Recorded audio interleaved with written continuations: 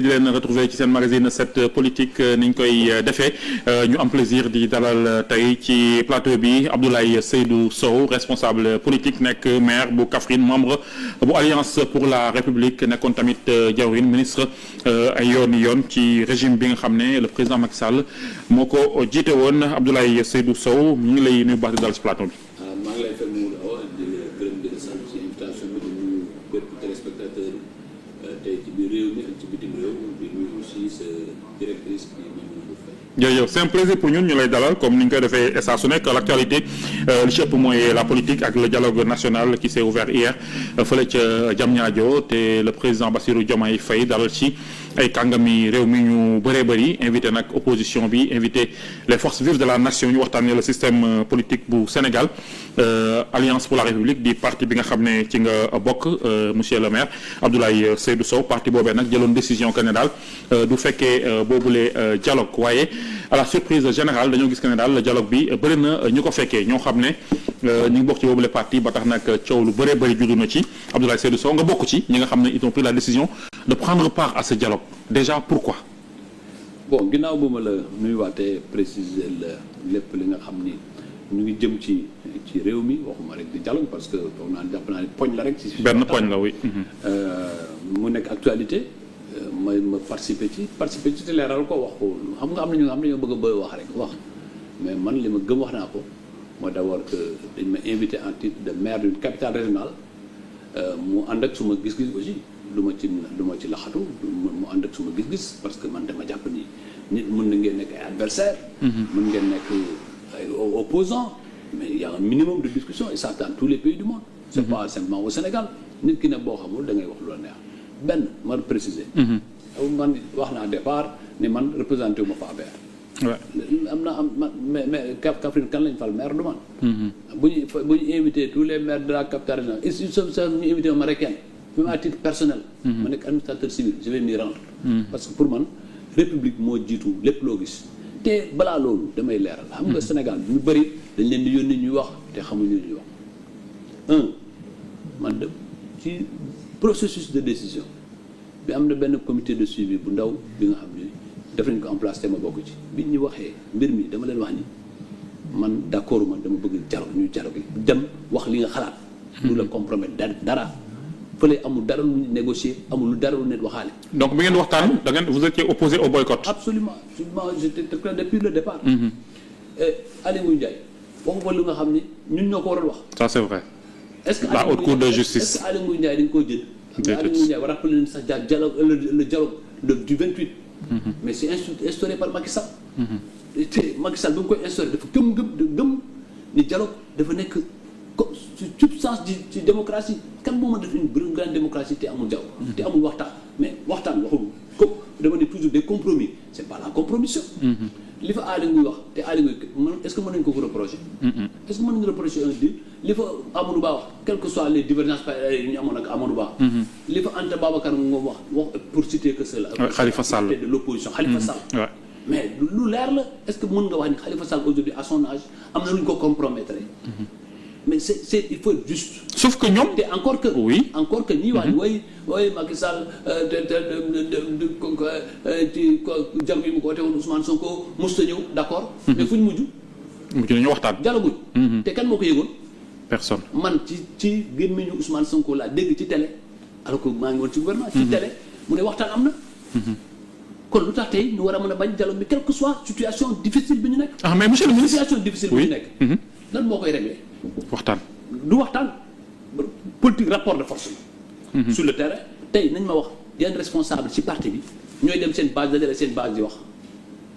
pour nous dire quoi. mais pour dire que su fekkee ne rapport de force politique la. am na lu des. d'accord. beneen bi yoon nga am yoon nga wóolu yoon wi. bu fekkee ne jàpp nga ni nguur gi manipuler wul yoon wi te bu fekkee ni nguur gi dafa manipuler yoon wi mais fi ñu ko war a waxee nag ñoo wax ko avec courage. ñëw taxaw devant le président de la République ou devant le premier ministre bi ngay accusé nga wax leen en face ñoom ñu tontu la en face. loolu mooy dialogue man demoon naa ci ay dialogue.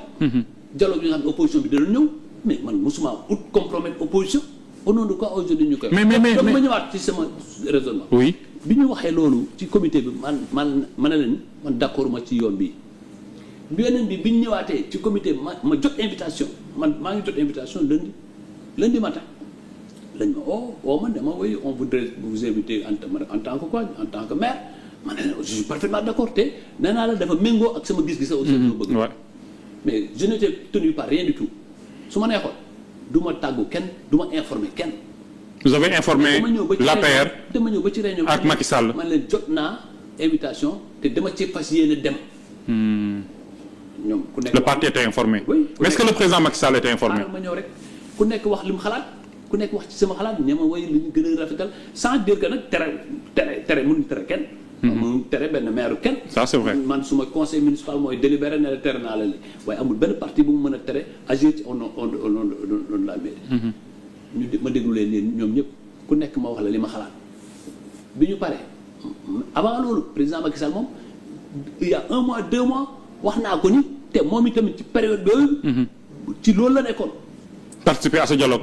dialogue contre ko mais bi ñu ñëwee ba bi position bi lettre bi ñuy wax courrier yi bi ma ko oowee mu ne ma wan mënuñoo teg tey li ñu teg ñuy dem dialogue.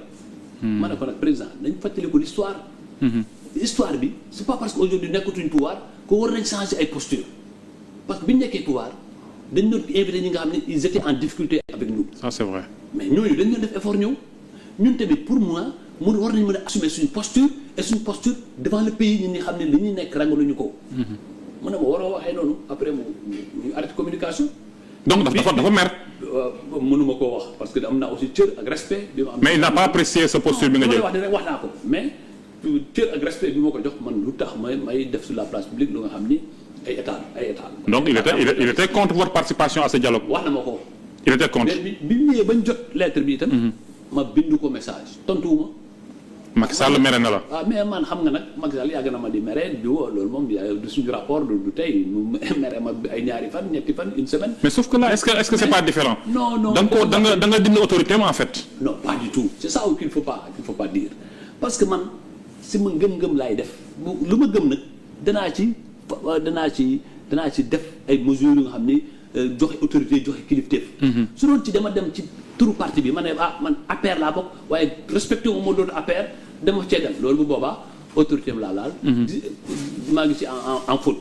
mais tey jii nii est-ce que en prenant cette dem mu invité au titre de maire de Kaffrine et c'est pas la première fois.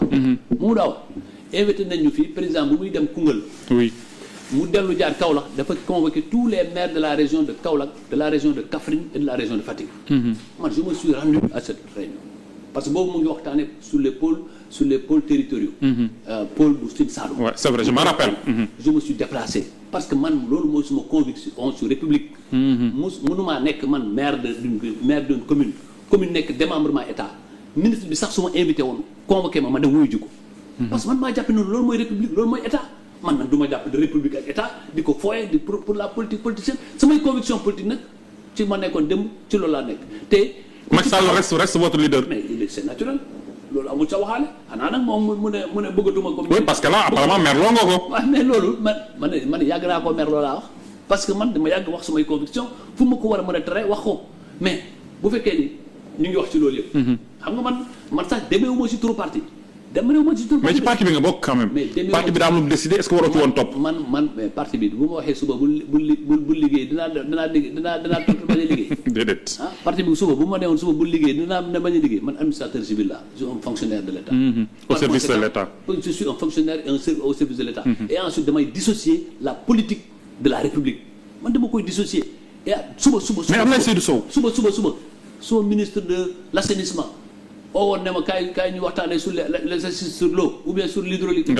mais du ma tàggu kenn. mais vous faisiez partie des plus proches collaborateurs de Macky Sall. lu may tàggu mais pourquoi vous. est-ce que tey jii jamoo ko paaka defoo ko lu ko metti. mais pourquoi vous me conjuguez au passé mais pas du tout. non avec ça on craint que yëf yi am problème. mais déglu ma pourquoi nga wax loolu Macky Sall bu muy discuter ak ñoom Sonko est-ce que man dama koy est-ce que jàppoon naa ne daf ma poignardé te pourtant boobu maa ngi dem ci télé yi di wax. ma toog Ousmane Sonko wax ci télé bi waxtaan am na man nu ma ko waxee sax dama foog ni premier ministre boobu sax du premier ministre candidat. ma ne waa ji day wax lu ko neex rek. ndax yëgoo ko fenn. man pour man amul fenn mais est-ce que jàpp naa ne daf ma poignardé dama jàpp ni président Macky Sall mooy suñu président parti mën na jël ay initiative te bu ko jël initiative mu expliquer ñu comprendre mais dem naa ba ci élection jeex ba ci xaw ma ci dara yëguma ci dara mais nangu naa ko. mais bu ñu parti nag dafa nekk loyauté c'est dans tous les sens. su ma la waxee su yenn tamit li ma lay wax nga bàyyi ci xel. man tamit li may wax ma ci bàyyi xel ma dox mais amoo daaw nañu dawal sax nañu dawal te man dama ni man dawlu au nom du parti ma leeral lépp dégg ko. ma assumer suma posture. mais au nom du cas mais am na ñu ne il va falloir en tirer toutes les conséquences maintenant que dem nga. mais loolu neex vous êtes prêt à en tirer les conséquences. j'assume tout. vous êtes auto-exclu am na sax ñu wax loolu. ma ne bu leen neexee xam nga man dama jàpp ni li ma def ñefe tey si responsable yu nekk ci parti bi. 500 et quelques communes boo xoolee tey fu parti bi di réunir di toog. lu raar la man ba tey suma base maa ngi koy dem di fa dikkaat di xam li fa nekk di doxal ci turu parti bi kon mais loolu man ragaluma xam nga man je suis quand même. mais je veux dire raison yi APR joxe pour bañ a dem ci dialogue bi bokk na ci persécution bi seen i responsable yi di dund maanaam vous ne vous sentez pas concerné par ça. nga ko ne persécution yi man bokkuma ci man kan lañ fi njëkk a tere dem aéroport man ak Lat Diop la. est-ce que man ak Lat Diop lañ fi njëkk a tere ne duñu man bi ñu ma tere est-ce que parti bi est-ce que gis nga communiqué bu mu bind est-ce que gis nga communiqué bu nga xam parti bi daf ko bind. est-ce que mer naa ci parce que man du ma merlu. te waroon naa mer. parce que après ñi tere ñëpp def nañ ci ay communiqué. biñ teree ñeneen ñi def nañ ci ay communiqué man kenn mësul nekk ñu defal ma communiqué bi ma bëggee def conférence de presse sax dañ ma bëggoon tere. parti bi ma lank. donc après am na problème jamono ji. non du question parti yëpp am problème mais dama ni la man du ma merlu. c'est-à-dire que man du ma nekkee ci dara maa ngi ci et lu ma ci nekk du ma laxatu man contrairement à certains. du tey ma ne ko mais ci bu ñu def élection législative am na ñu xam dañ leen tàbb suñu liste yi ñu bañ da nga moomu daaw li ma lay wax ni am na ñu xam dañ leen tàbb suñu liste yi ñu bañ ne demuñu mais alors est-ce que sanctionné nañ leen dans le parti parce que dañoo am seen liberté individuelle l'autre jour maa ngi dégg affaire contre dialogue fan la parti bi waxee fan la parti bi benn instance su parti bi wax parti bi décidé wu ko musuma fekkee instance su parti bi pour ñu waxee ne autorisé nañ diw ak diw nañ dem ci contre dialogue pourtant il y avait des membres du parti alors loolu ñu bëgg a wax loolu c'est de la discipline aussi parti bi dafa am ay instance dafa am organisation bu ñu waree comme ni ñu wax ne man te man damaa dem ci turu mairie Kaffrine ñoom dañoo dem ci turu parti bi te kenn autorisé wuñu leen ko mais ku ko autorisé mais autorisation dafa war am yoon mais booy defee yenn affaire dañ koy discuter dañ koy waxtaanee et loolu mooy suma principe mais man jàppuma loolu pour man c'est un détail xam nga détail mooy Mamadou Awa man bokk naa ci ñu dem ñu bëri te ñu bëri seen titre divers ay militants man te ay militants mais justement il y avait d'autres responsables de l'APR xëy na gën a fës mais il y en avait d'autres man maa ci weex donc waaye yàlla def ma may aussi yàlla moo ma may loolu mais xëy na aussi li nga meloon ak Macky Sall moo tax xëy na mu marqué nit ñi parce que aussi régime bi passé da nga ci amoon influence trop mais quand même loolu encore une fois est-ce que man rek kenn maa ci amoon influence. ñenn ñi génn nañ parti bi peut-être ay Ali Guèye ay Amadou Ba nekkatuñ fa mais yow yaa ngi fa. Abdoulaye Daouda nekkul ci parti. Abdoulaye Daouda Diallo aussi. am na ñeneen ñi nga xam ne comme que tudduñ leen man bëgguma tudd te ñu nekkoon fa nekkuñ ci parti. lu c'est que man c'est mon engagement te man aussi dama ci ànd ak responsabilité Mamadou Awa man je suis pas quelqu'un qui joue ce double jeu. Je suis pas quelqu'un bu nekk ay justification tout acte que la République pose là bu nga xam ne ànd naa ci danañ ci dox. Maintenant, que ce soit dans un contexte difficile, ce contexte-là, moi-même, je le vis. Vous pensez que ce contexte-là, je ne le vis pas? Vous pensez que ce contexte-là, je ne le vis pas? Non, mais il y en a qui vivent pire, qui sont en prison. Mais nous, ce sont mes plus proches amis. li ma ci daj chaque lundi maa ngi Rebeuss ñi ciy wax lu bari. yaa ngi leen di seeti chaque lundi chaque jour de visite li ma fi fréquenté amul kenn ku ci ko fréquenté. ñaar mbaa ñett mais amul keneen toute la solidarité c'est du bout des lèvres. c'est pas une solidarité de face taxaw carrément pour mën a. maanaam dañuy wax nii rek mais posé wuñ benn acte pour jàppale ñu nekk en difficulté.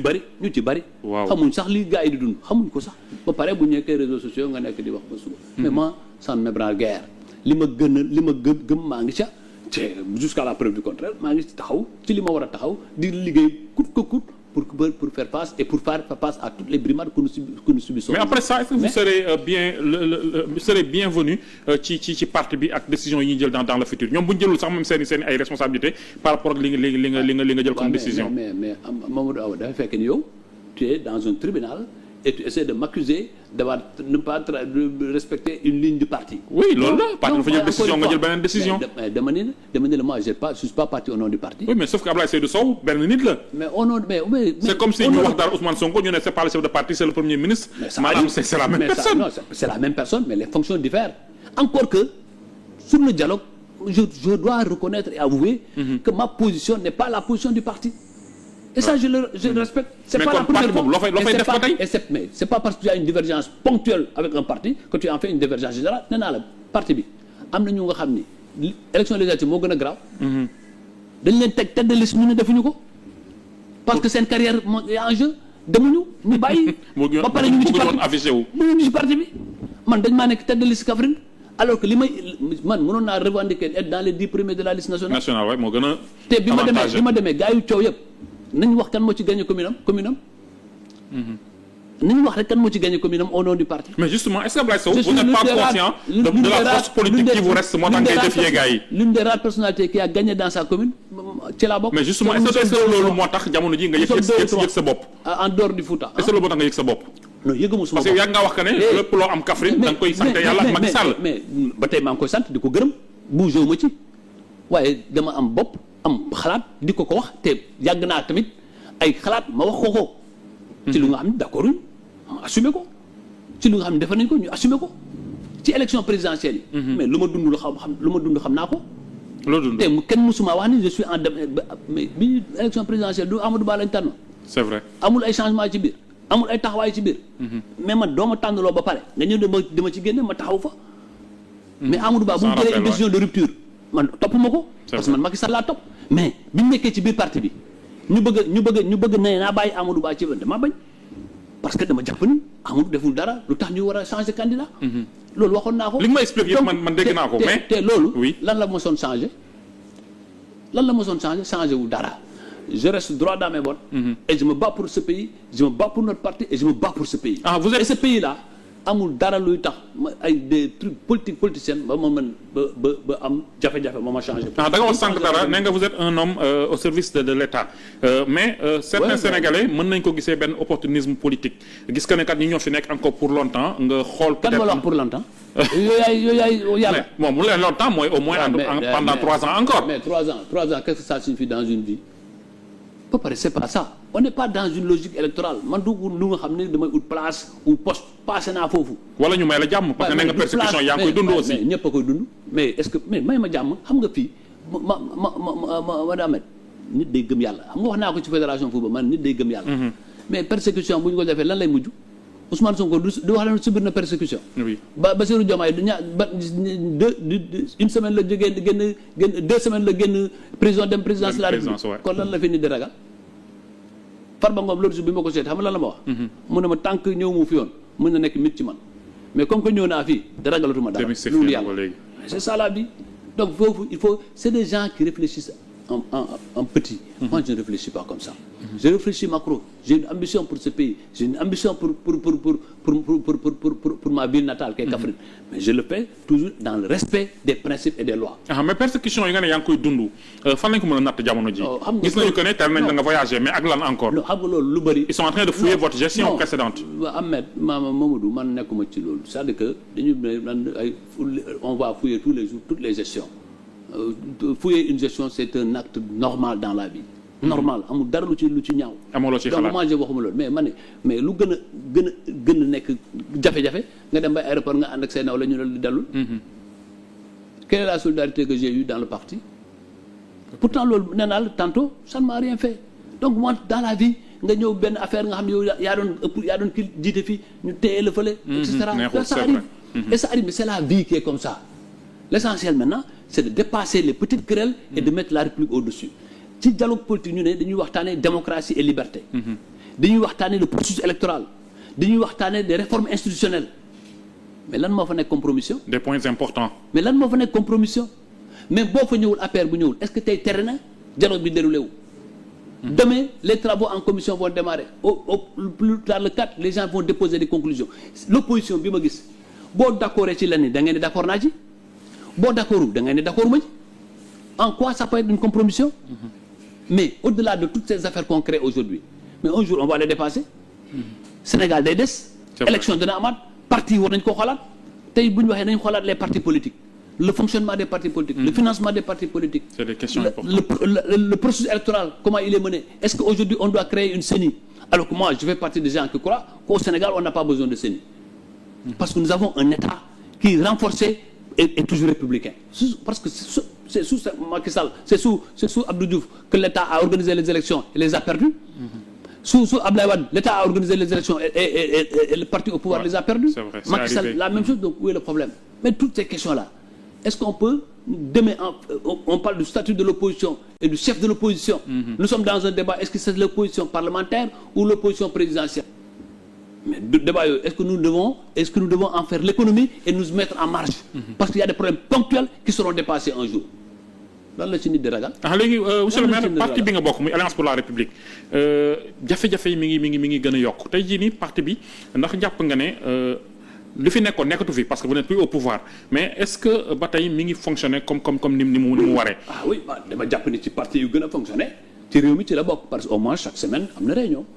ñu ñaa ngi waxtaan ñu ngi essayer du secrétariat national bi di ko refonder di ko réorganiser pour le bien l'ancrer dans nos bases pour que nit ñi mën a gis seen bopp sauf que ça c'est le sommet maintenant la base aussi doit être réorganisée nit ñi war nañ gis seen bopp si seen leaders yi mais leader du toog Dakar rek yore sa machine di ko ci télévision loolu itam c'est là le problème où nous en sommes ensuite que nous finalisions le secrétariat national c'est vrai solo il y a eu beaucoup d'entrées oui beaucoup d'entrées ça va s'élargir d'ailleurs parce que bi secrétariat bi national bi génne amoon des gens qui étaient valables qui n'ont pas été et qui ont revendiqué donc parti aussi c'est ça c'est réajusté parce que ay nit rek ñoo koy defar mais est-ce que naru leen dund le syndrome du PDS avec un leader qui n'est plus là ay nit rek ñoo koy defar sauf que c'est différent leader il est là parce que maintenant le monde. Il n'ose pas poser les pieds au Sénégal ak menace yi gars yi di wax yëpp. au nom de quoi il n'osera pas trahison gi ni mel. te boobu ba tey mi ngi koy dégg mais ñëwul. waaw mais attendez c'est parce que waxtu mu war a ñëw fii moo ñëwagul waaye nit man gisuma nit kuy ragal ñibbi si sa réew surtout comme c'est méconnaître le président Macky Sall. Ses proches sont inquiétés. Non mais tous les jours dans la vie c'est comme ça mais après cela ne veut pas dire que proche yi inquiété rek mu ragal amul kenn ku fi ragal dara. Parce que président Macky Sall le jour où il devra remettre les pieds au Sénégal il le fera. Son fils a été convoqué de tegu tànkam Sénégal. bi muy dem il a clairement dit les motivations yu tax mu dem. loolu yëpp ci bëggoon defar. waaye bu soree tuuti mën a bàyyi ñi toog mën a gën a installé wu mën a gën a defar ñun ñëpp il nous a mis dans une logique républicaine. de respect des questions républicaines ñun ñëpp. tous les anciens ministres le dernier conseil des ministres bu ñu def il les a tous invités à la collaboration. à accompagner xam ni état nos fonctions politiques sont différentes de nos fonctions d'état nañu collaborer dans les passations nañu collaborer pour permettre d'installer parce que il y va de la République et que la République au-dessus de tout. la République au-dessus de tout là c'est Macky Sall qui nous le disait. donc man du ma nangu tey ñu ne la République hier était au-dessus de tout. moom moo wàcc àndam en fait en refusant le dialogue aujourd'hui. il y a difficulté et ces difficultés nous les vivons tous ensemble man tey ñi nekk ci prison bi ce sont mes meilleurs amis. ce sont mes meilleurs amis. en politique. ni ma gën a seqal politique ñoo ci lañ bokk. des noms Farba Ngom Mansour Faye Lat Diop Mansour Faye. Mansour même pas une semaine jaar na sama kër Kaffrine alors qu'il était en partance pour Koungheul ou Kolda mais guddeeg bëccëg di wax ak man est-ce que man kooku dana nekk tey dans des liens comme Farba Ngom Moustapha Diop bi nga xam ne nous sommes du même âge on a milité ensemble depuis très longtemps. Lat Diop avec qui je partage la passion pour le sport mu nekk président de Guédiawaye Football Club def l'ONAS nga xam ne avec la fédération nga xam ne ñu man ma fekkee ko ñooñu ñëpp nekk en difficulté vous pensez que je suis au calme moi non mais tant que ñooñu génn prison du am jàmm. mais ce qui leur arrive noo koy jàngatee. mais pour man c'est une injustice. c'est clair que c'est une injustice pour man on est en train de régler des comptes politiques c'est très clair. Parce que muy Farba on parle de règlement de compte de réduction des comptes. Quel compte a-t-il géré hommes d'affaires si tous les hommes d'affaires on a regardé leur compte on verra que des milliards et des milliards. c'est-à-dire que transité nga gis dans un compte de quelqu'un des milliards après tu vas à la CENTIF crée un rapport c'est la première fois dans la vie qu'on voit la CENTIF jouer ce rôle-là. Mais ça c'est des questionnements. Tu demandes la liberté provisoire tout le monde sait que Farba est malade ça c'est pas une question de dire. Farba est malade. Moi je suis surpris que Farba tenir avec dignité tout ce qu'il endure alors que tout le monde sait que chaque mois il partait à l'étranger pour se soigner malgré tout ça on refuse de mais il se porte comment jamono ji ne nga seeti nga ko très bien il se porte avec dignité c'est la même chose pour Lat Diop et tout le monde donc yooyu nag laka lañ koy war a xeexe au-delà de la bataille des avocats les avocats à qui je rends hommage je les croise tous les jours tous les lundis presque là-bas les jours de visite mais li am solo mooy ñu ngi xeex pour taxaw bu ñu xeex pour taxaw ñun le combat politique que nous devons mener il est multiforme le combat politique il est multiforme et bu ñuy multiforme nag c'est pas simplement sur un réseau social toog benn groupe WhatsApp def commentaire ba nga sonn non c'est des batailles. C'est pas ça. Et c'est des batailles. mais il doit être comment bataille comment génn ci mbedd mi. bataille politique bu mbedd mi bu fekkee ni am nga dooleem c'est aussi simple que ça parce que la politique c'est un rapport de force. C'est ça la différence aussi. mais parce que aussi entre yéen ak ñi fi nekkoon xëy na. oui non parce que tout loo gis dafay am processus bu nit ñu jógee ci pouvoir doo xëy rek nga ne mbedd mi ñëpp topp la. Parce qu'il y a un passif et un actif. Et les gens, ils vous ont sanctionné parce qu'ils considèrent que le passif est plus lourd. Donc, même si, bu ñuy xool tey affaire yi dox da nga gis ni l'actif était beaucoup plus important que le passif. Mais ça, c'est un processus. C'est un processus organisé. C'est un processus bu nga xam ne dañu ko war a mën a téye mais doo téye rek lu nekk nga jàpp ne yaa moom nit ñi lu la neex nga wax lu la neex nga defee heure bu la neex nga jël ay mesures teg ko te kenn du wax et après nga ne man je ne suis pas comme ça moi je suis un homme libre. man nii laa mës a fonctionner ni ma seqaloon conseil des ministres xam nañu l'une des rares voix discordantes au conseil des ministres bokkoon naa ci parce que man lii la ma yàlla bindee su ma gëmee dara tamit ci dem jusqu'au bout. mais gars yi nee nañu. je ne suis pas dans les calculs. gars yi nee nañu fit bi amoo ko woon bi ngeen nekkee au pouvoir. ah si tous les jours man xamuñu ma mais tous les jours Macky Sall me connaît. ceux avec lesquels j'étais au gouvernement me connaissent tous les jours li ma gëm laay def.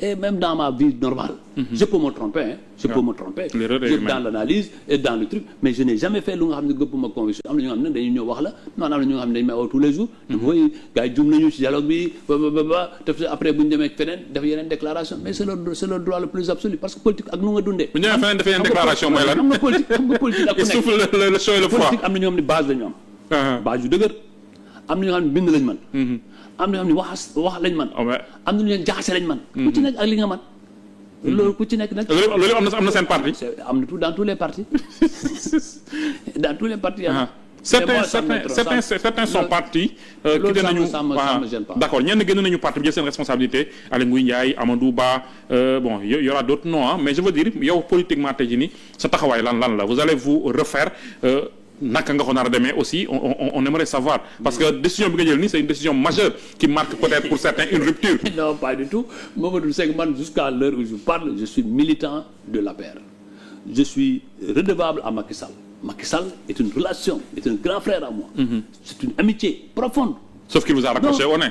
mais loolu mais non waxuma yow yaa utilisé raccroché yow yaa utilisé loolu mais man sama diggante ak Macky Sall lii du si lu bees. que mu wax dara ma bañ cee d'accord ma dem def mu mer ci tuuti meraat ma 2 semaines def ma. donc vous pensez que vous allez vous retrouver. am na benn militant ou responsable parti bu ne nous tous nous sommes des variables d'ajustement dans le parti. C'est parfois ça aussi parfois da ngay nekk ci moment nga nekk waa ji suba nga keneen ñëwaat. Ça c'est vrai c'est ça la politique qui est fait c'est pas seulement avec Macky Sall c'est avec tous les grands leaders. Mais il reste mon leader il reste mon ami il reste mon grand frère moi je ne suis pas du tout à changer d'amitié et de relation comme ça.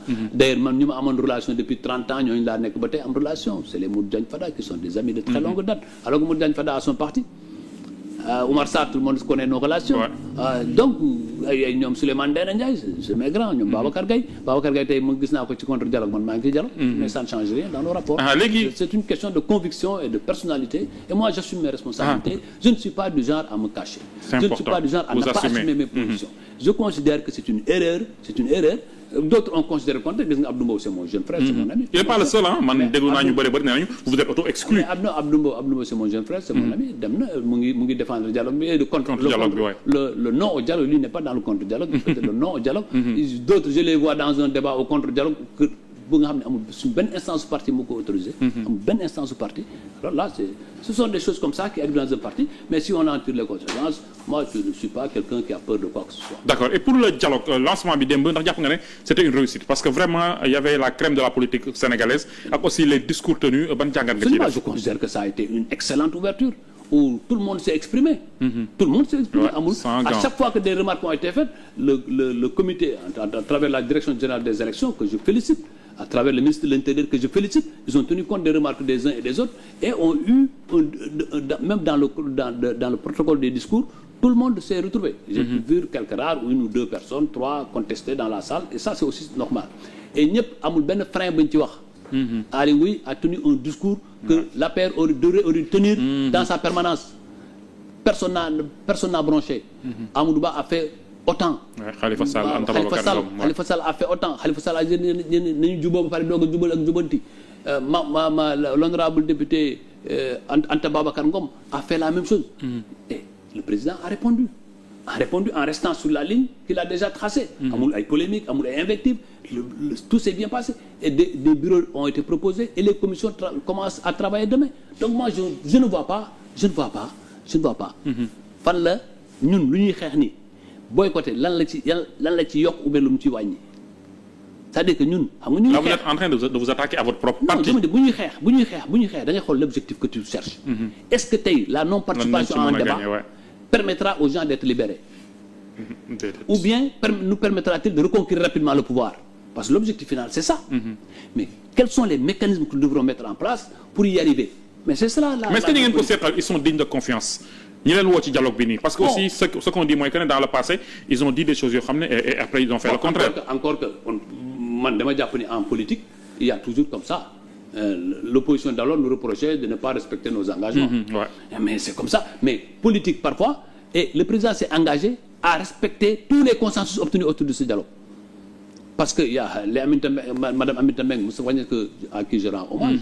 ñoom ñëpp ils ont rappelé que le meilleur code qui est né en 1992 avait dit de ne pas changer de virgule. Le président actuel il s'est engagé à respecter tous les consensus. Mais quand même on n'a qu'à aller discuter parce que c'est pas pour nous, c'est pour demain nos enfants et nos petits-enfants. Parce que ce que nous remarquons depuis 2000 il y a eu 3 alternances. Mais quelle est l'alternance qui n'a pas eu de mort?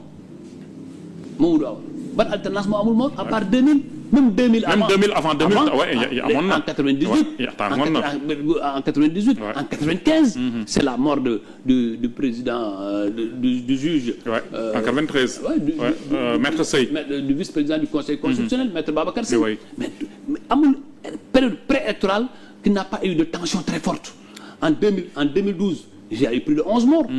Aujourd'hui, on parle de 60, le chiffre, d'autres parlent de 80, certains parlent de 60. Donc, chaque... Et waxtaanee loolu solution mën na am ba loolu ñu éviter ko. Mais exactement, c'est ça l'objectif précisément. Comment on va faire que dans les élections à venir, mu bañ a am des morts. Pas parce qu'une alternance doit toujours créer des morts au Sénégal, en Afrique. Alors que dans les grandes démocraties, mais l'alternance est faite avec 0 mort, avec même 0 blessure par moment. Donc, par conséquent, loolu discuter ci. waxtaanee ci en quoi ça changerait une conviction de quelqu'un. Mais réforme yi ñu war a dugal est-ce que amul yoo xam ne aussi xëy na mën na wute ak seen i ay bëgg-bëgg parce que bu ñu tegloo di cap adjoint bu président bi temps est passé bu mu defee sorti RTS yi mu wax ne moom lañ nar a def. opposition bi forcément d'accord ci. man un directeur de cabinet adjoint n'a aucune valeur. Les propos de. Ah oui? Aucune valeur par rapport au développement des institutions aucune. C'est un directeur de cabinet adjoint. Man, ce que je retiens, c'est ce que le président de la République dit, ou le Premier ministre dit, ou un ministre qui dit. Mais un directeur de cabinet adjoint, normalement, il devait rester dans le cabinet. Ses compétences se limitent dans le cabinet. C'est pas aller à la radio annoncer des réformes qu'aurait dû annoncer un ministre de l'Intérieur ou un président de la République. Sauf que génnam boobu noonu du neexu ko rek mu génn. Am na lu muy tekki. Mais je n'accorde aucune valeur à ça. Xam nga la ma gëm. Mooy président bi li mu wax ci dialogue bi ne consensus yëpp dana ko changer virgule. Consensus yi. Ça veut dire que lu amul consensus du ko appliquer. Donc la balle est dans votre camp, vous les acteurs politiques. Voilà les acteurs politiques. Et là où je ne suis pas d'accord, mais on dit qu'on n'est pas d'accord. C'est aussi simple que ça. Mais pourquoi ne pas avoir le courage d'aller là-bas et dire que nous ne sommes pas d'accord? Man, d'abord on a dit ça. Mais d'ailleurs on a mis une vidéo, moi en tout cas qui m'a mis mal à l'aise. Dans laquelle vidéo, on montre tous les chefs d'État, tous les anciens présidents de la République, qui montrent qu'ils étaient ouverts au dialogue, qu'ils veulent le dialogue et qu'ils invitaient l'opposition au dialogue. Ouais, j'ai vu ça. On a montré Abdou Diouf, on a montré Maître Abdoulaye Wade, on a montré Macky Sall. Et aujourd'hui, le pacte de Macky n'est pas présent. C'est une contradiction. Il ne faut pas aussi que nous regardions le débat. C'est dans le débat que se forgent les grandes démocraties. Le débat, la contradiction. Mais quand on est permanence, on ne réglera jamais les problèmes. Ablaye Sow yaa ngi koy wax sànq plusieurs de vos camarades pas les moyens ñu la jege loolu jamono ji ñu ngi ciy loxooy yoon nga jàpp ne injustice la j'ai reçu ici quelqu'un yàggul dara il m'a parlé des rapports sectoriels yi nga xam ne régime bi mi ngi koy def et que ñi ngi xool yu bëri xëy na yéexaay bi sax la ñuy dénoncer wala moom la ñuy déplorer mais liggéey bi ñu koy amalee ndax jàpp nga ne c'est un travail sérieux boo xam ne bu génnee ëllëg ak lu ñu ci mënti wax rek mën nañ ci accorder crédit. Xam nga rapport toujours dafa nekk contradictoire. C'est comme le rapport de la Cour des comptes sur les finances publiques de 2019 à 2024. À 2024. Am nga le premier vice-président de la Cour le premier président de la Cour des comptes, il a dit que ñoom le principe du contrôle ils l'ont respecté, ils ont envoyé au ministre des Finances. Mais le ministre des Finances actuel n'est pas le responsable de la situation en 2019 2024. Le ministre des Finances il reçoit. Normalement la Cour des comptes li mu def mooy yoon ministre des Finances lay bind. Mais ministre des Finances mooy xam ne période boobu du moom moo nekk ministre des Finances mu transmettra lettre boobu au ministre des Finances concerné. Mais loolu bu amul le principe du contrat n'a pas été respecté. Quel que soit le rapport ou l'étude qui a été faite dans un secteur bien donné, il faut respecter le principe du contradictoire. Et ensuite, c'est un principe normal que boo àgg ci ab réew nga xaytu loo fa fekk. Nous, Mais est-ce que vous êtes impliqué par rapport à ce qui est en train d'être fait, vous concernant bien sûr? Mais je ne peux pas le dire parce que quand même c'est à eux de le dire. C'est-à-dire que ñoom seen processus. D'accord. Mais ku ci nekk buñ la concerné da nga bind man amul kenn ku ma bind dara amul. Ah oui, jusqu'à présent non pas du tout parce que man defuma lu nga xam ne. waaw xëy na gisuñu loo xam ne tey na xel. Non mais ensuite man je me reproche rien. Moi je me reproche rien du tout. Dans les actes normaux de gouvernement def naa ko de manière très claire de manière transparente si je dois y répondre. En tout cas am na jiw bu rafet on dit que vous avez fait du bon travail fépp foo xam ne jaar nga fa. mais si voilà maintenant à quel prix peut-être je sais pas. Mais si je dois répondre de mes actes, moi je n'ai aucune peur à répondre de mes actes.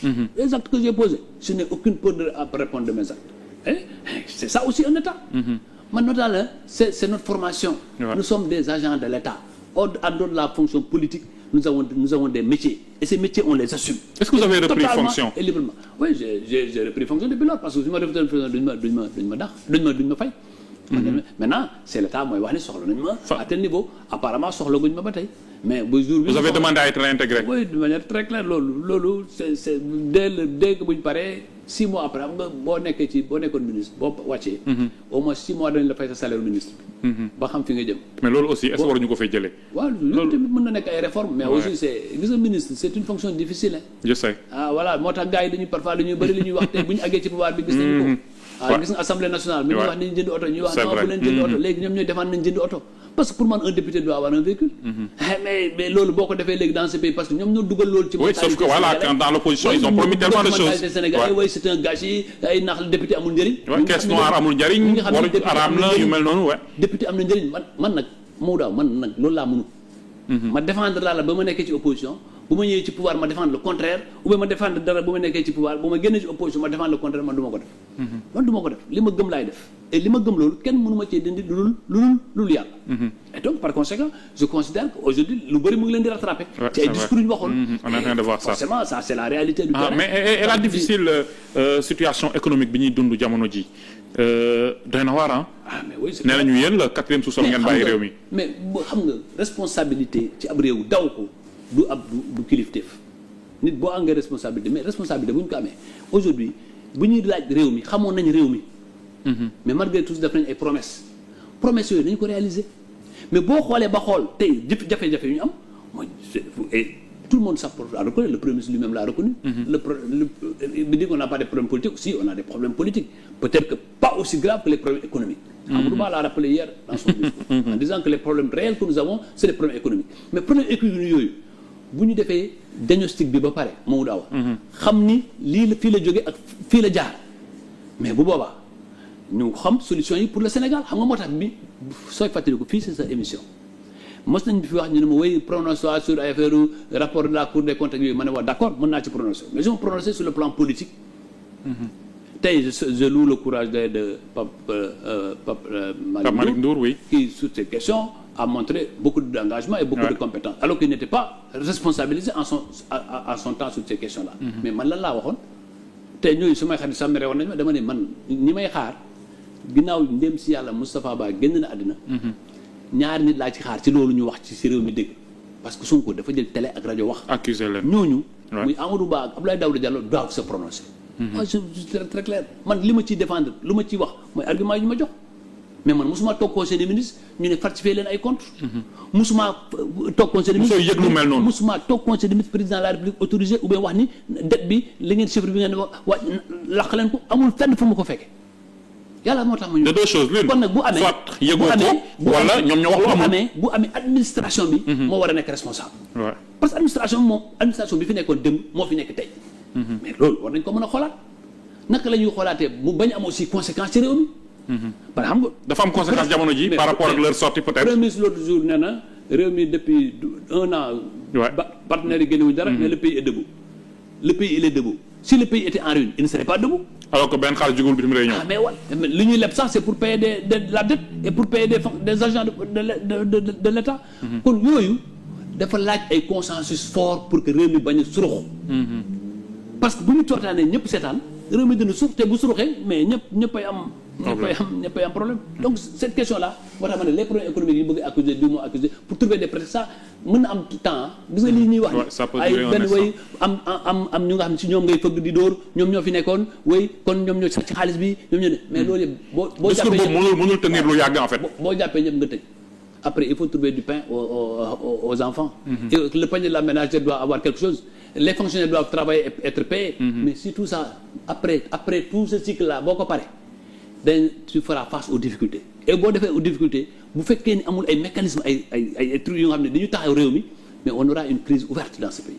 mais nit daf ko war a bàyyi. ça risque d'arriver cette crise. mais nit dafa war a gàttandu yooyu. mais justement est-ce que gis nga si ñoom capacité boobu noonu.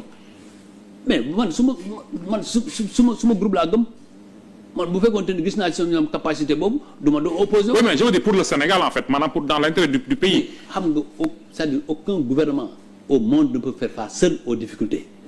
Aucun gouvernement au monde s'il n'a pas un soutien populaire massif ne peut faire face. Ils ont ce soutien populaire. Ils le disent toujours 54% lañ am 130 députés. mais sama waay bul nax sa bopp ñun amoon nañ ko bul nax sa bopp ce soutien populaire là il est contextuel. Après un moment arrivera où les gens feront face aux réalités. Et boo defee face aux réalités il y a que deux chemins nga continuer di dóor ou bien nga subir. En ce moment là foofu ci ban ressort ngay laal donc populisme bi politique politicienne bi dana am moment bu mu jeexee. mais kon nag lu ñu mën a discuter ak réew mi ci lu nga xam ni mu ngi jëm ci système politique bi mu ngi jëm ci démocratie bi naka la ñuy def ba nga xam ni li Abdou Nguer lu dal Abdou Nguer. warul dal ci benn réew. benn xale bu toog def chroniqueur wax am ñeneen ñu ngi xam ne chaque jour ñu ngi saaga nit ñi.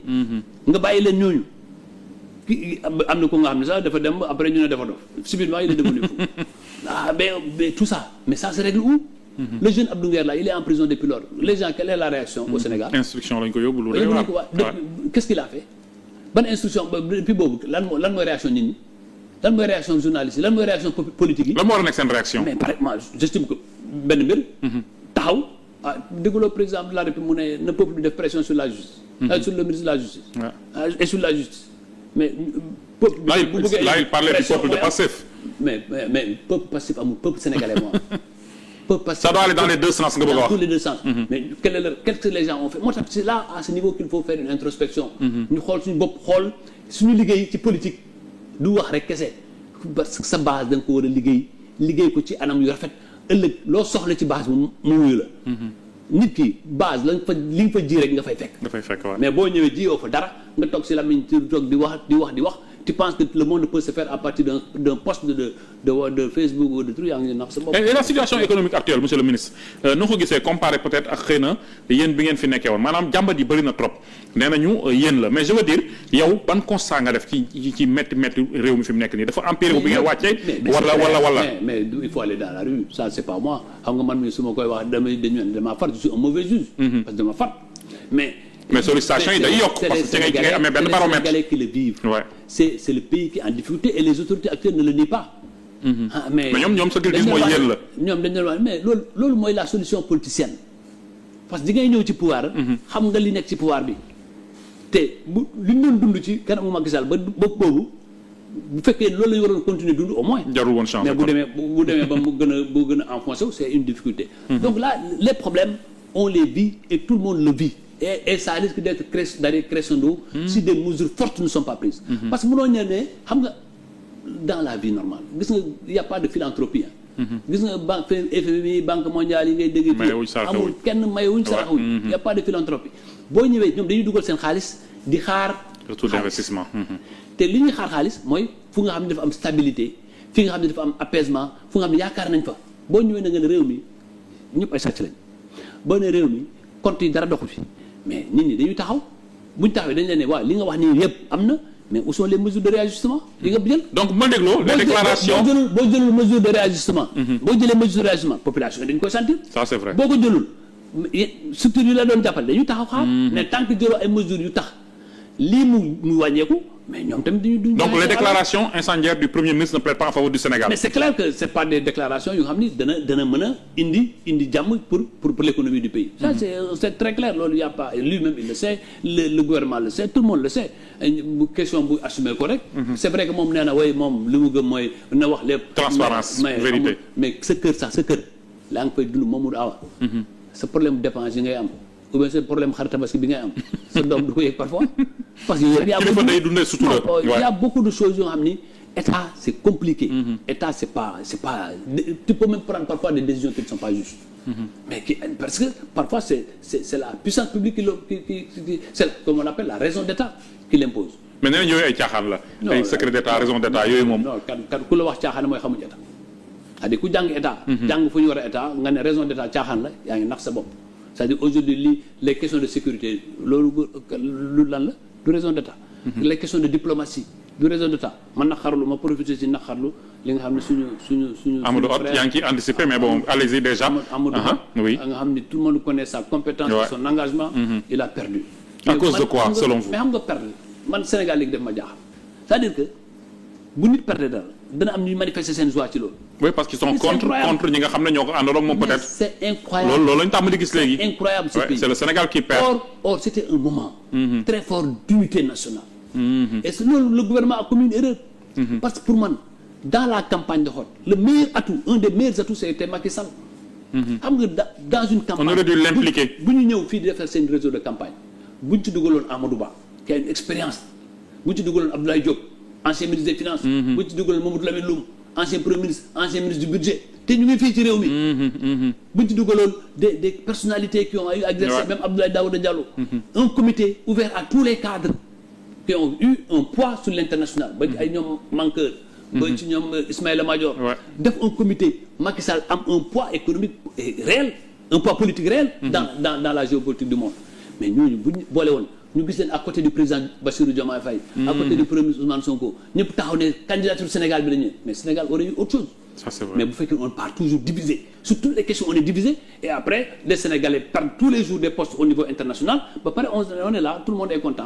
Il y a les gens qui sont yooyu Amadou Hott ci régime ancien bi la bokkoon ñu ne non mais ñii di wax affaire yu nga xam ne dara taxaw. mais même dans votre camp certains disent que ne Macky Sall moo ko yàqal ça c'est des dans votre camp certains disent que ne ñii mënuñu moo tax li daal Amadou Hott ils s'en réjouissent. il est évident mais c'est parce que il y a eu des choses qui devraient être faites et qui n'ont pas été faites. Quelque chose qui s'est cassé en fait au Sénégal. Il y a aussi la diplomatie sénégalaise doit être beaucoup plus souple, plus agressive dans le bon sens. Agressive du dóor yaat rek di dóor di critiquer lépp lu xew ci àddina bi.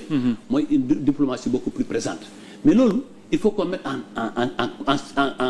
en synergie toutes les compétences diplomatiques. Diplomatie boo nee Abdoulaye Sow tu ne peux pas réussir mais il y a d'autres qui connaissent dans le monde et en Afrique. Cheikh Tidiane Gadio qui est encore là. et qui a une grosse expérience. comité boobu bu ñu ko ubbi woon à tous ces cadres ñu ne leen voyager dans mais dafa mel ni bi Augustin Senghor nekkee candidat à la présidence de la CAF. mais président Macky Sall dafa un comité dugal ci CROS dugal ci ministre des sports d'alors dugal ñu ci ñu nga xam nañu relation yi mun leen dem leen mais bu ko bàyyi woon Augustin Senghor rek du dem. et vous avez bien négocié. et on avait bien négocié on avait bien une force qui nous aurait même permettre de gagner. parce que moo tax FIFA dugg ci FIFA li mu proposé mooy yéen a ngi yore secrétaire général FIFA donc bu ngeen ñëwee di def président CAF Sénégal mooy jël lépp. après c'est la politique qui est intervenue. après le président Macky Sall nous avait demandé de retirer la candidature de et malgré ça vous êtes premier vice-président. encore que boobu Matar Ba il m'entend Matar Ba c'est lui qui a conduit l'action. moi j'étais pas d'accord. pour man vous étiez pour que vous allez jusqu'au bout et que Senghor gagne. man loolu moo nekkoon sama position. mais Matar Ba le président yabal moom moo yore mandat bi moom moo wax ak Senghor ñu après président aussi au Senghor wax ko ni diplomatiquement am na lu nga xam ni suñu relation ak yenn pays. nañu ko sàmm ba defar loolu tamit après en contrepartie vous avez la première vice-présidence. c'était aussi. mais on l'a perdu maintenant malheureusement ak autre chose. conseil FIFA bi sax teewuñu fa. on l'a perdu mais tout ça c'est il faut en tirer les conséquences moo tax waxtaan baax. mais bu fekkee ne amuñ solidarité ci dara. on va perdre tous les combats. On risque de perdre encore plus. bu boobaa ñu nekk fii ku nekk di mere sa bopp alors que on peut marcher séparément. comme le disait l'autre cette phrase que bien aimé Abdou Diouf. On peut marcher séparément, mais quand il s'agit de frapper, frappons ensemble. Et le pays a besoin de toutes ses forces pour frapper ensemble pour gagner certains combats. Monsieur le maire, il nous reste peu de temps. bëggoon naa xam tuuti comment se passe votre gestion à Kaffrine sans Macky Sall qui vous aide beaucoup. ci yu bëree bëri. Ouais, non, mais tey jii nii est-ce que ñii ils ont tout arrêté. Non, comment ça se passe? Ça se passe bien. Sur ce plan-là, moi je ne me plains pas beaucoup. C'est vrai qu'il y a eu des chantiers qui ont connu un peu de retard sur le truc de Promoville, mais ce n'était pas lié à des questions politiques. Parce que quand même, je suis en parfaite collaboration sur cette question. Je m'ai informé, le nouveau coordonnateur est venu jusqu'à Kaffrine, a fait le point, et le maire que je suis, malgré que je suis de l'opposition, a été associé à la réflexion. Sur l'autre, c'est Ferra qui nous avait fait un bon projet. L'autre item, c'est en cours d'exécution, il n'y a pas de problème. Et mieux, tu sais, un maire, c'est pas seulement la collaboration avec l'État. Il y avait combien de maires qui avaient de la collaboration avec l'État au Sénégal? Mais ce que nous avons fait à Kaffrine, personne ne l'a fait. Et c'est vrai que... Mais c'est des relations, les partenariats. Oui, bien sûr, des relations. C'est la présence personnelle du maire. Dès que l'instant que moi, je sais que j'ai perdu un partenaire essentiel qui était là, je ne l'ai même pas perdu dans les actes que les gens posent. Mais... man damay ulbatiku di des relations internationales parce que la coopération décentralisée aussi est permise, mais aussi damay continuer tous les jours à voir comment augmenter l'assiette fiscale et comment faire ce que PACASEN ba nga xam ne c'est le principal levier sur lequel nous nous appuyons en respectant certaines normes. ma def ko ba nga xam ne Cour des comptes bu defee rapport am gis ni Kaffrine est dans les lèvres et depuis que nous sommes là, nous sommes éligibles au PACASEN et nous avons de bonnes notes pour une commune qui a toutes les difficultés dans toute la région de Kaffrine. Nous sommes la seule commune qui reste éligible au PACASEN. Par Cour des comptes chaque année day ñëw et la Cour des comptes nous félicite tous les jours par rapport au travail que nous sommes en train de faire. C'est ça, et moi je considère que c'est le plus beau, c'est la plus belle fonction que j'ai accomplie, que moi être maire de Kaffrine et voir Kaffrine se transformer sous mon magistère. Parce que c'est une fonction difficile. Vraiment, moi, si c'était à choisir, je n'aurais jamais choisi. Mais ça a été bien que sous mon magistère, Kaffrine ait des changements. Pour remonter de Kaffrine, satisfaction, Kaffrine am fierté, am nañ yeneen projet. L'année prochaine, vous verrez encore d'autres projets sur lesquels on les a bâtis sur notre travail pour que la place de l'indépendance, l'hôtel, le stade que nous allons, tribune bi dafa xaw a tuuti ñu war ko élargir, rue ak ruelle ak avenue yu nekk biir Kaffrine ñu tuddee ko suñu doomu Kaffrine ñoom ñoo gën a marqué Kaffrine dans l'histoire. Yooyu yëpp c'est aujourd'hui Mamadou Awa boo demee Kaffrine saura que vous avez en face de vous un bon maire. Est-ce que vous n'en voulez pas un peu aux populations? Parce que législative yi la commune gagne nga ko, mais au niveau du département, ils ont préféré. Je ne les en veux pas. Xam nga politique noonu la demee aussi. Politique il faut pas man li may liggéeyalu ma ko kenn sama bopp laa. waa Kaffrine nga koy liggéeyal. waa Kaffrine laa koy liggéey et surtout pour la postérité. Man dama gëm ne nguur bu dul bu yàlla day jeex. te gëm naa ni Kaffrine su demee ba suñu lépp jeex danañ fàttali ko Ablaye Sow ci liggéey bi mu fa. te loolu moo ci am solo. Maintenant dafa am aussi pouvoir bu ñëwee bees toujours dina am ay changements dana am ñu nga xam ni dana am ay nouveaux rêves de nouveaux espoirs. et loo mënta am ci nguuru pays sous-développé loo joxe emploi boo joxe 1000 emplois am na 9000 autres yu amul emploi te 9000 emplois yëpp dañuy jàpp ni yow la. bourse de sécurité familiale maa ngi ñaan nguur gi bees yi nañ delloo bourse de sécurité familiale. ils l'ont bloqué bu ñu ko defee tamit gars yi dañ doon xeeb léegi mu ngi xaw a ñàkk. te boo joxee 50 familles à côté il y a 75 autres familles qui ont reçu et 75 autres familles yëpp dañu jàpp ni yow la. donc problème yooyu à la kulli aliment mais li ma am rafetlu mooy malgré que élection ñu ko perdre mois de février ñu dem élection novembre dans la commune de Kaffrine qui est la plus difficile ñu gagné ko largement. Ça c'est le plus important, c'est ma plus grande fierté. Et au niveau du département, comment se passe cette entente de façade entre vous et les alliés de l'époque ñoom Wilane ñoom Aliou Sow non da ngeen doon neexal Macky Sall rek da ngeen doon neexal Macky Sall rek. Non, je crois que c'est pas des ententes de façade, c'est des alliances politiques. C'est des alliances politiques. Ablaye Wilane c'est mon grand frère. On a de très bons rapports humains. tey bi ma demee maison du Parti socialiste bokk na ci ñu ma teeru. jox ma utal ma sax fi ma toog fu baax. parce que ñoo bokk dëkk ñoo bokk. vous avez été très généreux ak ñoom aussi bi nga nekkee au pouvoir. mais politique jotee. ku nekk day politique li muy politique. Ça c'est vrai. mais en se respectant c'est loolu rek moo ci am solo.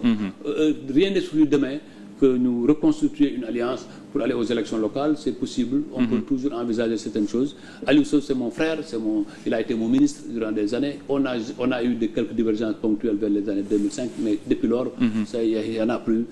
Il a son parti. Il a son parti qu'il développe dans la région de Kaffrine et dans le pays. Je lui souhaite bonne chance dans cela, mais humainement, politiquement on n'a pas de problème majeur. On discute quand il le faut, on échange quand il le faut. Quand l'un a une manifestation day bàyyi lépp ñëw suma doom maa ngi ko doon maye l'autre jour mais Aliou Sow moo fa jiitu. parce que loolu am na suma doom bu nga xam ni moom laa ko tuddee. ah oui par conséquent relation yooyu kenn mënu ko effacer. son jeune frère Samba mu ngi Italie mu ngi may dégg du toog un mois yónnee ma message. waxtaan loolu àdduna moo ko def. mais te aussi bul moo tax gars yi ne dañ may dàq ak yooyu man am naa fu ma teg sama ëmb de. préparer léegi ñu génne la de loolu moom yàggatul dara c'est juste une question de temps un dernier mot à Macky Sall.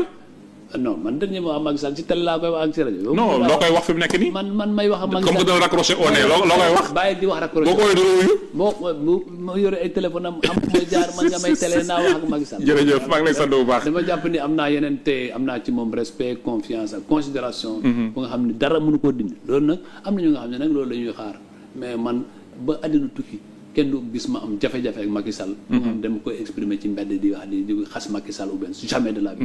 parce que nit ku nekk te am na deret buy daw sa yaram. te man xam naa suma deret c'est important am na ñu nga xam ne nag bon xamuñu valeur xamuñu àddina li ñu xam rek mooy li ñu leen di compal ba ñuy yuuxu man je suis un homme de conviction et je resterai toute ma vie un homme de conviction. mais mes convictions mooy gëm-gëm li ma gëm. S'il faut mourir, je vais mourir pour mes idées. Jërëjëf. Surtout que vous n'avez pas changé avant d'être ministre pendant le ministère ak après même vous êtes resté le même homme le numéro bi nga yoroon moom nga yor ba tey ku la woo nga wuyu ko vraiment lu jafe la ci jamono ji di la remercier vraiment pour tout. dama lay wax benn anecdote li laa doon sóoraale àddina wax naa ko fédération loolu ça a ému beaucoup de gens or c'est ça ma philosophie gis nga bi ma ñëwee ma nekk ministre am na ñu bëri ñu bind président de la république ne ko dañoo bëgg Abdoulaye Sow génn ci football bi c'est incompatible am na ñu bindoon sax ne un ministre qui vient qui se range derrière un président de fédération. xam nga dans le protocole bi ñu ñëwee. président de fédération moom mooy jiitu man ma nekk ci ginnaaw. et ils ont écrit ça au président m'a dit ouais il faut quand même nga bàyyi football bi tuuti tu recules man président il est plus facile que ma quitter sa fonction bi. que de reculer dans le sport. mu ne ma foofu noonu ma ne ko après la fonction là. je retournerai au sport. Ça c'est vrai. En sport il y aura pas de retraite. je vais jusqu'à la fin de ma vie je resterai dans le football. quelles que soient par ailleurs les positions. da nekk président de fédération président de ligue amateur ou président de ligue sama yoon nekku li ma yoon nekk mooy ba tant que maa ngi am bakkan danaa nekk sport. mais mënu ma wax loolu ci gouvernement. tey su ma defoon li ma gars yi waxoon bi ma nekkee ci gouvernement bi tey naka laay demee AG football. dala jafe voilà la vie. jërëjëf faut tout moo tax ñi nekk ci nguur gi tamit nañ sóoraale loolu. lu jar a bàyyi xel lu jaar fii boo léegi nga pare. te soo paree da nga delluwaat. ça c'est vrai boobaa après da ngay ne. j'espère que dégg nañ la parce que ci ñoom ñu bëree bëri. ñu doy waar lañ maa ngi dem bitim réew maa ngi dëkk fële moo tax même départ moomu daaw bu ñuy wax ay ñii dañoo bëgg a daw man fan laa mën a daw man daw. xalaatoo moomu daaw man aw ma nationalité américaine man benn nationalité la am c'est mooy sénégalaise aw ma benn nationalité suma benn doom amul benn nationalité bu dul sénégalaise. compte bancaire benn compte la am moo tax gars yi bu ñu wëree wóor nañ ba sonn man benn compte bancaire la am bu CBAO. kenn mënu wax leen amul benn ci àddina nga bëgg ma ne ma fu ma dayee fu ma jëm. resté au Sénégal non sa fu ma dëkk. jërëjëf te nag gars yi lu ñuy wax ne ay alal nañ génne alal bi. merci beaucoup ñu ngi lay sant bu baax. maa ngi lay gërëm di la sant. jërëjëf une belle émission. merci bëgg nga ma boole ak APR bëgg maa boole. non ñun moom lañ ñu dàqala loolu moom maa ngi koy gis nii. merci beaucoup di ko sant bu baax a baax. vraiment tu n'es pas arrivé. tu n'as pas arrivé sur cette question. non yow rafetal nga ci loo mën mais ñoom jamono ji xam naa ne mer nañ di la sant vraiment ci disponibilité bi waxtaan bi échange yi ak franchise bi nga xam ne souvent moom ngay waxee wala toujours sax moom ngay waxee dig daje donc altine ak beneen set politique beneen leader jaa ngeen jëf merci beaucoup. merci beaucoup.